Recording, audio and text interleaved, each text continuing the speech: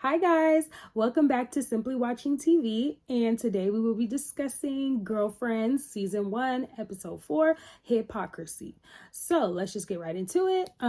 Really quick, I just want to say, before we jump into the episode, actually, thank you guys for watching the other videos that I've posted for Sex and the City and for Girlfriends. I really appreciate it. All the 15 people that watched.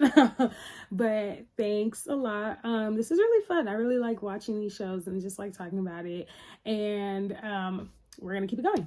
So season 1, episode 4, Girlfriends, Hip-Ocracy. So this episode is about Joan and her friends going on these dates that they found online. So we're gonna get into online dating and like how that was kind of like thought of in the early 2000s.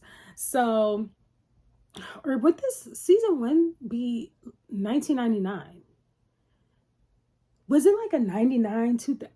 Whatever. Anyway, the point is it was like 2000, so the new millennium. The scene opens up at the law firm with Joan, Maya, and William. And Joan, mentions to her friends that she has a date that day that she needs to get ready for. And they're like, oh, where'd you, meet him or whatever? William is, of course, in the business. And she's like, okay, I met him online. She's a little apprehensive to mention that she met him online because in like the 2000s, it was kind of either seen as desperate or just kind of like, what's that website where people would like get stuff? Craigslist. It was kind of like sketchy like that. So Maya's over here thinking like, oh my gosh, she's gonna get kidnapped and they're gonna like sell her organs on the black market. William's thinking she's desperate. He's just like, Joe, really? Like online dating? Like that's so weird. And she's just like, there's nothing wrong with it. Like I met him on like a website and we're gonna go out. We're gonna go on a date and I'm gonna meet him and it's gonna be great. And Maya's like, no, William, you and I need to go down to that restaurant. We need to make sure that she's gonna be okay. And William is still low-key judging Joan, but then she's like, oh really? I saw your profile on online dating. And of course it's the whole stereotypical thing. He's like, but I'm a bachelor. Like I'm supposed to be desperate looking for a woman online. Like the women aren't supposed to be. And it's like, bro, what? How does that work? Because if there's no women online to look for, then who are you looking for? So they kind of just like talk about that whole like it's kind of weird, it's kind of awkward, like dating people online, you don't know them. Here go Maya with her conspiracy theories. Cause Maya is definitely like that conspiracy theorist friend, like that doesn't, believe anything the government says, doesn't believe anytime a celebrity dies, it's definitely not natural causes. It's definitely like some type of somebody that wanted to sell their soul or something. Like she's that friend. So she's like, no. And she's like, she just knows for certain that this guy that Joan is going to meet is some weirdo creep, and she's going to turn him in and she's going to get like her own special in Black Detective magazine, like be so for real. So she's just like, nope, I got a hunch and we're gonna find this guy. So that's like kind of that thing, right? They transition to 847. Again, this is Joan's friends Davis's restaurant. So I think like the first few episodes in the season before they started having regular lunches and dinners at Ame, they were at 847, like regular, like that was the spot for them. So not only does Joan have an online date, but Lynn and Toni both like found their dates online and they're all going on a date and they're all supposed to be meeting them that night, right? So they all meet up at the restaurant and Lynn artsy fartsy, kind of like free people, but with some sage. Like that's her deal, right? So her guy is like this Rasta dude that she's like waiting for or whatever. Of course, Toni found her man, her blind date on blackmillionaires.com or something like that. So she's excited to meet him. Lynn's excited to meet her man. Joan's excited to meet her man. Joan's man walks in first, Marcus. Marcus is not bad looking. Marcus, I like how Marcus dresses. He wears a lot of button-ups and like linen bottoms.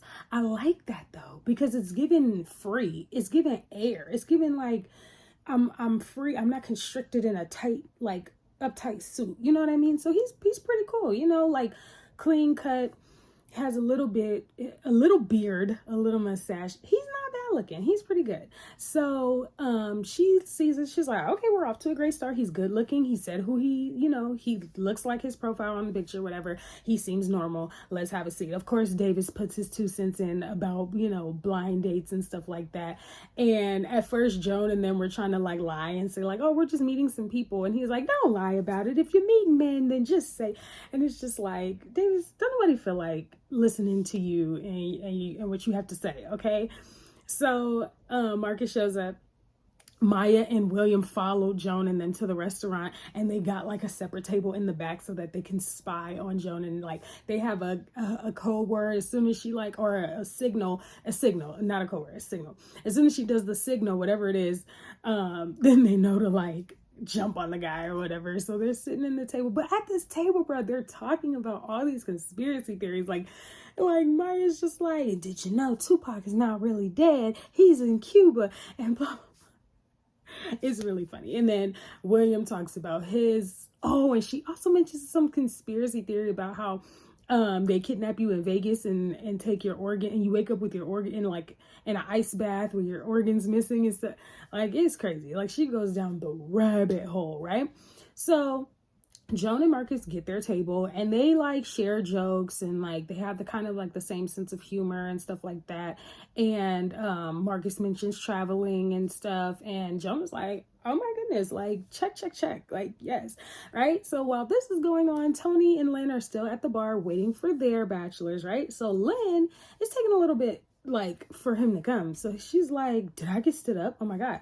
And so she's like looking around like, okay, I don't know where my man is, right? Toni, same thing, but her man shows up. So Del Toussaint shows up. He's a millionaire. He drives I think he drives like a Porsche or something like that. And I'm saying because he mentions it as like, oh, I'm sorry I'm late. I didn't trust the valet with my Porsche or whatever, right? And so it's like, okay, he got money. But as soon as Toni sees him, she's like, let's wrap it up, right? Del is not ugly. Del is slim. Del looks like he may be either the same height as Toni or a little taller. Del had on a suit. And Del said that he didn't trust the valet with his Porsche. So from like first glance, he has money and he's attractive. Here's the thing. Toni did not like him because, and we'll get to it. So Lynn gets stood up. Her man never shows up.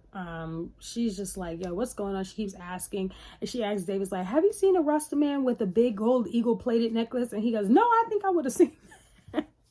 I wouldn't have missed that, I promise you, right? And so she's like, bruh, how did I get stood up? So Joan is like, you know, just so happy because this guy like turned out to be who he said he was. Is interested in the stuff she's interested in. They have the same sense of humor. So she's like, yes, right? So it turns out Marcus also brought his friends in case that Joan was some weirdo that he didn't know. And so he brought a whole bunch of, like, it was like a whole you know when you go to a restaurant and they put the tables together? It was like that. And they were all men. And she goes, who did you think I was going to be? And he was like, I don't know. You never know. Some crazy people out there. And they're just like, okay. And so, but they literally like were on the same page. So she was like, this is amazing. Like, I found a guy. We're on the same page. We like everything. Well, maybe not everything, but we like a lot of the same things. Like, this is turning out really good, right? So we transition to Joan's house, right? And the girls are in Joan's room. And they're all just like talking about how their dates went and stuff like that. And Lynn goes, oh, it turns out I didn't get stood up. And they're like, oh, okay, like, where was he? She was like, he's in jail. His parole got denied. And so they were like, what? And she was like, yeah, so Lynn was somebody's pen pal. Like, girl, what are we doing? Give that up. Like, that's done. How did you not know that? I don't know how pen pals work, so maybe it's a good chance that she didn't know. I don't know. But but and then we get into Toni. We get into Toni, and you know, everybody was just like, oh, like, when's the wedding? And she's just like, it's not gonna work. And they were like, what do you mean it's not gonna work? He's rich, like he has money. What else do you need? And she's like, he's too black. And they were like, what are you talking about? And so Maya thought she meant ghetto. And she's like too ghetto? And she's like, no, like too black, like midnight, like blue black. And they were like, Toni, what? And so, because Toni is dark skinned, so they were confused. Like, how are you of all people having a problem with your partner being dark skinned, right? When you're dark skinned. And she was like, listen, I like what I like, and I don't like them super dark and blah, blah, blah. And so they got pissed, right? She tells Lynn that Lynn doesn't have anything to say because Lynn is mixed. And she's just like, what? Which I don't agree with. I feel like people pick and choose when it comes to that whole thing, because it's just like, okay, so mixed people that, let's say like Lynn, for example, she was supposed to be black and white. So she can't comment on black issues because she's half white. So that means she can only comment on white issues, but she's only half white. So how can she comment on white issues, but not black issues because she's half white? But she can't comment on black issues because she's not full black. Like, I don't know. Okay. So Lynn was like, oh, okay, well, that's weird. And then Joan was like, I thought you, what did she say? She was like, I thought you missed your El DeBarge phase when Wesley Snipes came on the scene. And she was like, no, I like what I like, okay? Like, he's too black for me. And so, Maya's pissed. Like, she's ready to call her a cone. Like, she's like, no, like, that's so weird of you to say, blah, blah, blah, blah. And so now they have like this like whole issue with Toni because they're like, girl, like you really said that. Like, that is not nice. Like, there was nothing wrong with that man. And it wasn't. He was really good looking and he knew how to dress and he was rich. That's literally all you want. But she was like, no, whatever. I don't want. So at that point, we don't really get into why she's not interested because he's darker than her or dark skinned like her. But we just know she wasn't having it, right? So fast forward to Joan going on the date with Marcus. So they go to his house. They're at his house and he's like, oh, just make yourself comfortable. And she's in his room. I think he like went to the kitchen or got something out the car, something like that, right? So she's snooping around his room. And she's looking at his music and she's like, oh, good taste. She's looking at like, just like his fixtures and stuff like that. And I forgot what happened, but she was looking through something and found his girdle. She found his girdle and she was like,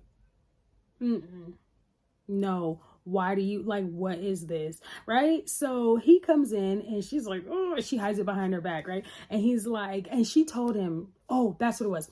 She was going to the bathroom and got lost in his room. And so he was like, I thought she was going to the bathroom. And she was like, oh, I got lost. And he was like, did you want to try the room with the toilet in it? Like, how'd you end up in my room? This don't look like nobody's bathroom. And so she's like, my bad, like, sorry. So but he sees that she's hiding something behind her back. So he's like, what do you have behind your back? And she's like, nothing. And he's like, stop playing.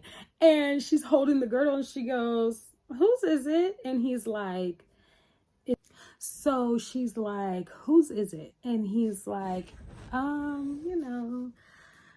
he doesn't really like tell her like what it's for and stuff like that at the time. She just like freaked out. And so she leaves. So later, her and Maya are talking about it at work, and Maya still thinks he's a serial killer. Like, she's like, oh no, like he's keeping that. What does she think she's killing? He's killing the women and like taking their clothes and stuff like that. She's like, he's not a murderer. He just has a girdle and I don't understand why, right? So Marcus shows up to Joan's job. and he doesn't have the girdle on. And so she's like, oh my God, like what are you doing here? Which is kind of creepy, but she's like, oh my God, what are you doing here? And he's like, I have hips. And she's like, excuse me? And he's like, I have hips. And he gets up and bruh, them things spread. And he's like, that's why I wear the girdle, because I have hips, you know, and I'm ashamed of him. I don't like it. So I wear the girdle so that I don't look so like hippie in my clothes. And she felt bad because she's just like, oh, like that. But she doesn't know how to feel about dating a guy who has to wear a girdle because his hips are so big. So later they're at Joan's house again, Joan and the girlfriends, and she's talking to them about it. And she's just like, you guys, I don't know how to feel. Like, this is weird. I've never even like seen or heard of guys having to do that before, right? Toni takes this whole like conversation upon herself to point out the similarities, I guess, and the fact that Joan doesn't want to date Marcus because he has hips, and how she doesn't want to date Dale because he's dark skinned.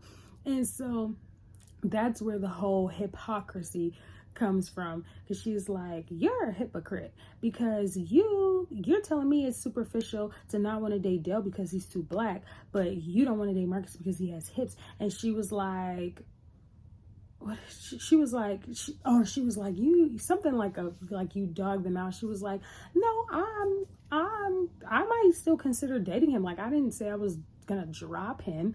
You don't want to date somebody because you don't like love yourself, right? Because again, Toni's dark skinned, and Toni's like, how do you say me? Of course I love myself. And they're like, so then what is the issue with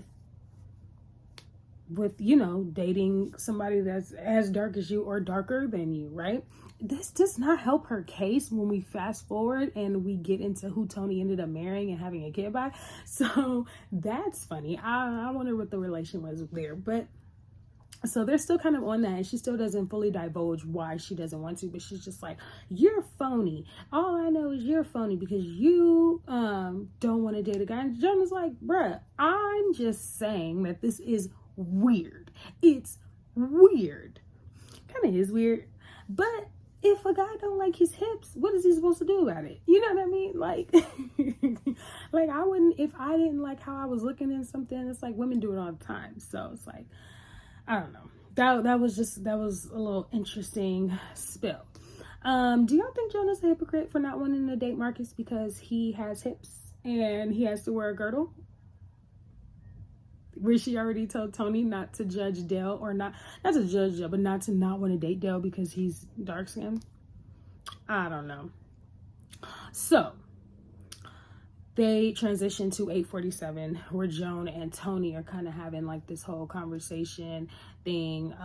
Actually, sorry, skipped way past that.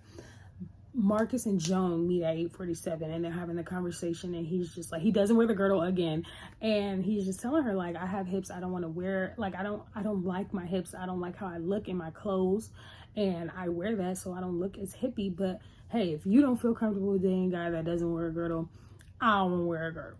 So he is free willing it with the girdle thing or whatever. She still decides to keep dating him because he's a really nice guy. And again, like I said, he's not bad looking. It's just them hips were big. They were huge, especially when he got up to go to the bathroom. They were huge. So she like still decides like, yeah, I'm gonna keep, which I think was a mature decision. Like, you're not gonna get somebody that's like perfect. Like Marcus looked like he, you know, made good money. He had his own home. He knew how to dress. He was good looking. Did I say that already? He was well groomed. He sounded educated. Like, he has hips.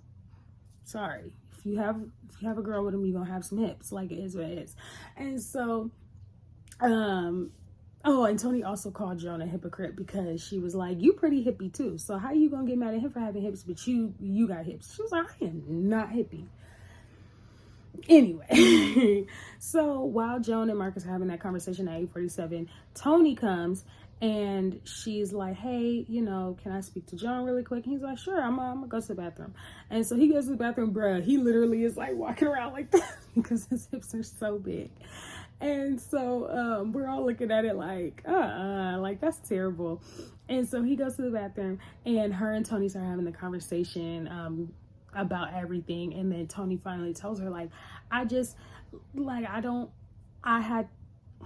it's hard being a dark-skinned girl. I have to do all this to keep my weight down. I have to do this to keep my skin clear. I have to eat this so that my body doesn't swell up. I have to compete and do all this kind of stuff and be extra to be even considered as cute as someone like you who is lighter skin, which I agree. I don't agree with her not wanting to date Dale, but I understand what she's talking about when she talks about how dark-skinned women just have it, like, you know, a little bit more difficult because they're not seen as attractive as their lighter skinned counterparts. So peers, lighter skinned peers. Hey, don't judge me. I'm just free talking.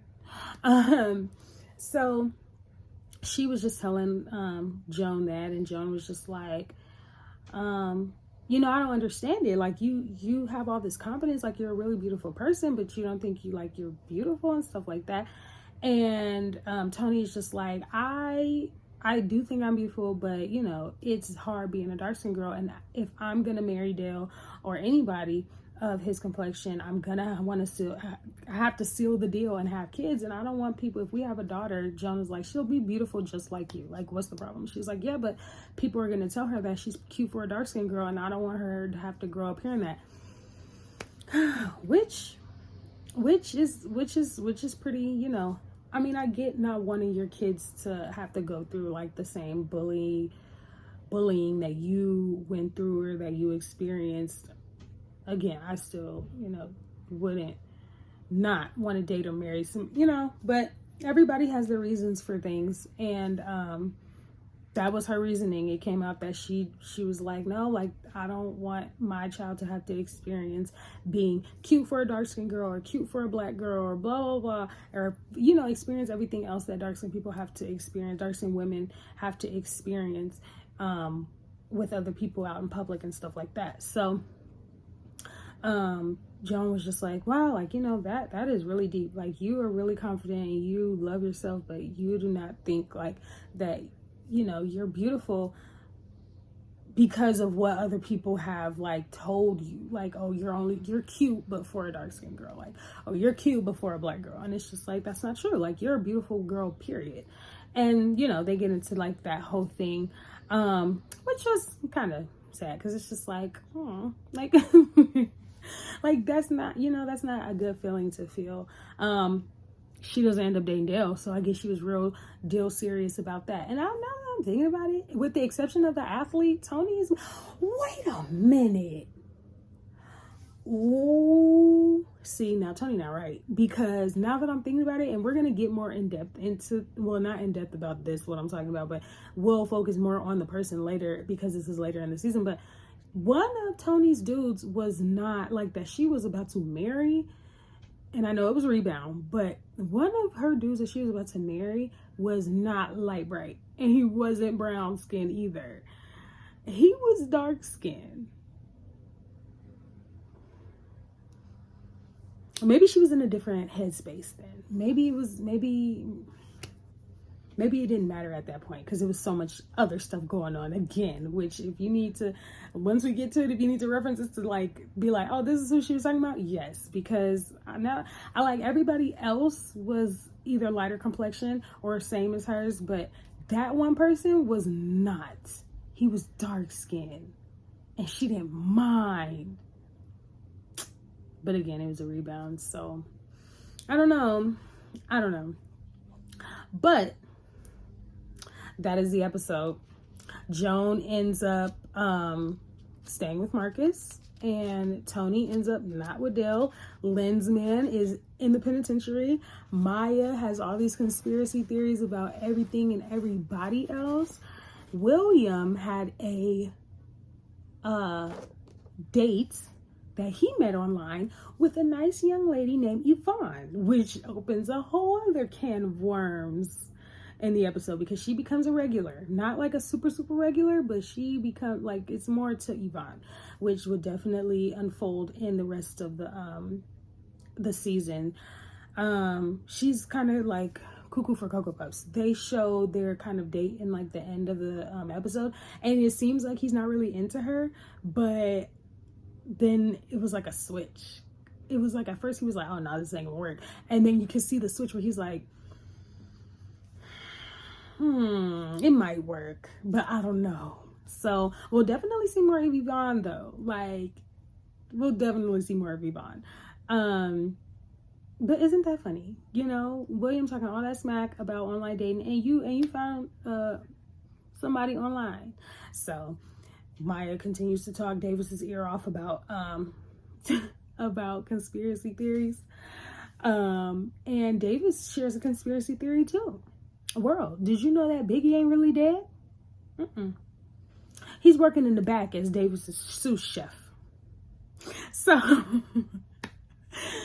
that's that episode. Next week we'll be talking about season 1, episode 5, which is titled I Pity the Fool. And this kind of is the opposite of like what we talked about today. So we talked about getting together today with somebody. We're going to be talking about not getting together with somebody the next episode. So I'm excited. Stay tuned for the next one. Thanks for watching. Bye.